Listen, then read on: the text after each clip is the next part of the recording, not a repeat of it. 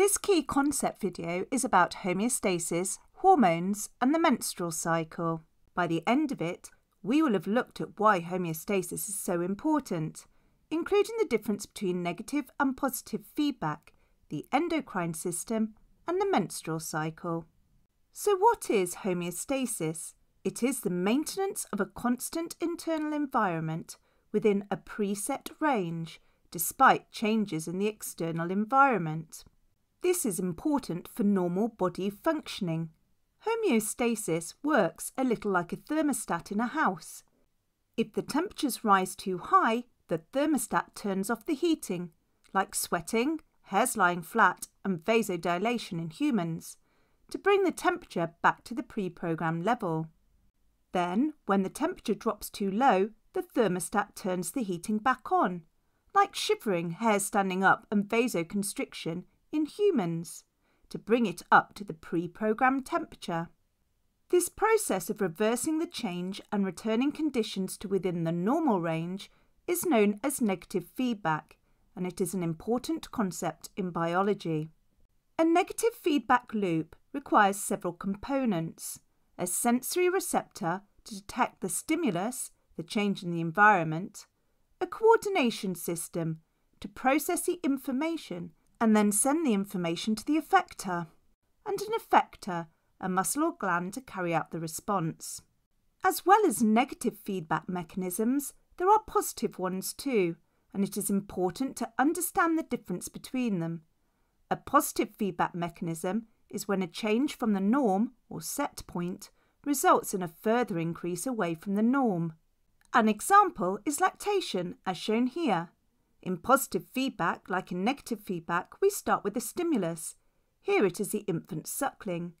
This stimulus triggers a response. In this example, it stimulates the hypothalamus, which stimulates the pituitary to release oxytocin into the blood. Then we have an amplification stage. Instead of counteracting the initial stimulus, like in negative feedback, positive feedback amplifies it. This means that the response increases the original change or deviation from the normal state. So here, the oxytocin leads to greater milk letdown in the breast. The positive feedback loop continues until it is interrupted by an external factor or until the system reaches a limit. So here, it ends when the baby stops suckling. Positive feedback is less common in biological systems compared to negative feedback, because it tends to lead to extreme and potentially unstable conditions. However, it still plays essential roles in specific biological processes. Now that we have looked at positive and negative feedback, let's look at the coordination systems involved. These are the nervous and endocrine systems, which work together to coordinate the body. The nervous system detects changes in the internal and external environment and brings about a rapid response which is short-lived. It also sends signals to the endocrine system to release hormones, which usually results in a slower response which lasts longer. In this video, we are going to concentrate on the endocrine system. The endocrine system involves the secretion of hormones, chemical signals, from the endocrine glands into the blood. The hormones are then carried all around the body to their target cells. Once at the target cells, they attach to the complementary receptors on the plasma membrane or inside the cell to bring about the response. We will now look at some examples of hormones. Let's start with insulin and glucagon, which control blood glucose concentration. When blood glucose increases, say after a meal, it is detected by the beta cells in the islets of Langerhans in the pancreas. These then release insulin into the blood. Remember, glucose in, insulin. Most body cells have receptors for insulin, so insulin attaches to these, stimulating the uptake of glucose. The liver and muscle cells take up the glucose and convert it to glycogen to store it, a process known as glycogenesis. Glycogen is a large polysaccharide which is insoluble and unreactive, so it will just sit inside the cell until it is needed. This uptake of glucose by the cells then brings the blood glucose back within the preset range. When blood glucose drops, it is detected by the alpha cells in the islets of Langerhans, which secrete glucagon into the blood. Glucose gone, glucagon. This glucagon attaches to receptors primarily on the plasma membranes of liver cells. The resulting effects include glycogenolysis, the breakdown of glycogen into glucose, and gluconeogenesis, the production of glucose from non-carbohydrate organic molecules. The glucose is then released into the blood to raise the blood glucose levels back within the normal range. So between insulin and glucagon, blood glucose is kept within a safe range. Thyroxine is a hormone produced by the thyroid gland. Its primary role is to regulate the body's metabolism. Metabolic rate is a measure of the energy expended by an animal in a given time.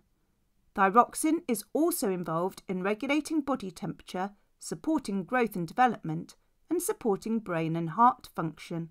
The thyroid gland is a butterfly-shaped gland in the neck.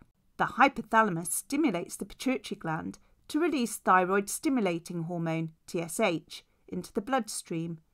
Thyroid-stimulating hormone then stimulates the thyroid gland to produce and release thyroxine. When the levels of thyroxine in the blood are low, the hypothalamus stimulates the pituitary gland to produce more TSH, which in turn stimulates the thyroid gland to produce more thyroxine. As the levels of thyroxine rise, it provides negative feedback to the hypothalamus and pituitary gland, which reduces the production and release of the thyroxine, thereby maintaining the balance of thyroxine levels in the body. Leptin is a hormone that reduces appetite and is secreted by adipose cells, in other words fat cells, into the blood. It then passes across the blood-brain barrier and attaches to receptors on the cells of the hypothalamus. In this way, it provides information about the status of the body's fat stores and enables the central nervous system to adjust food intake and energy expenditure accordingly. There are also leptin receptors in the brainstem, which bring about satiety, and in the dopamine system, which is responsible for the feeling of reward for feeding. An increase in adipose cells leads to an increase in the secretion of leptin, thereby reducing hunger and increasing satiety and energy expenditure. This therefore helps to regulate body weight and energy and is therefore a homeostatic negative feedback mechanism. Melatonin is a hormone released by the pineal gland. It plays a key role in regulating the body's circadian rhythms, including the sleep-wake cycle. Melatonin is typically produced in response to darkness and is suppressed by exposure to light. Melatonin production is highest at night, which helps to promote sleep, and is lowest during the day, which helps to promote wakefulness. One of the ways that melatonin works is by suppressing the production of cortisol, a stress hormone that can interfere with sleep. When melatonin levels are high, cortisol levels are low, so helping to promote sleepiness. The regulation of the circadian rhythm, including the sleep-wake cycle, also allows for supporting the immune function and supporting reproductive function. And now for the menstrual cycle. The menstrual cycle is a complex process controlled by various hormones, including the pituitary hormones, follicle-stimulating hormone, and luteinizing hormone, and the ovarian hormones, estrogen and progesterone. These hormones are involved in both negative and positive feedback mechanisms. At the beginning of the cycle, FSH is secreted, and this stimulates follicular growth, which results in estrogen being secreted from the dominant follicle. Estrogen stimulates the thickening of the endometrium, the lining of the uterus. It also inhibits further secretion of FSH from the anterior pituitary, which is negative feedback. Then, about halfway through the cycle, when estrogen levels are high, it stimulates the anterior pituitary to secrete LH and FSH. This is an example of positive feedback, estrogen levels rising leading to increased production of LH and FSH by the pituitary gland. The switch from negative to positive feedback occurs because estrogen binds to different receptors in the pituitary gland at different concentrations. At low concentrations, estrogen binds to the receptors that inhibit the release of LH and FSH. However, at high concentrations, estrogen binds to receptors that stimulate the release of these hormones. The large surge of LH and smaller surge of FSH bring about ovulation, the rupturing of the follicle to release the ovum.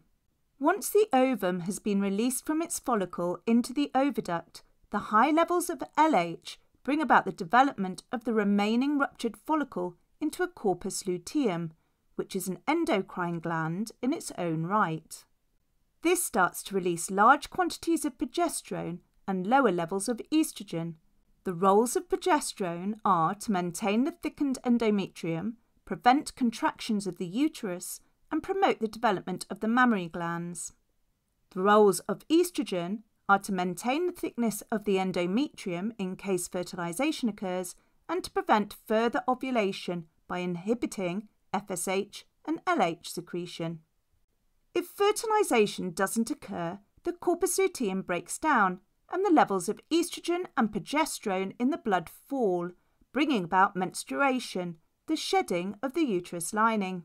So now that we've looked at homeostasis, hormones and the menstrual cycle, the key points to take away are that homeostasis is the maintenance of a constant internal environment within an acceptable preset range, despite changes in environmental conditions. Homeostasis is brought about by negative feedback mechanisms which bring conditions back to within the normal range. Positive feedback takes conditions further away from the normal range.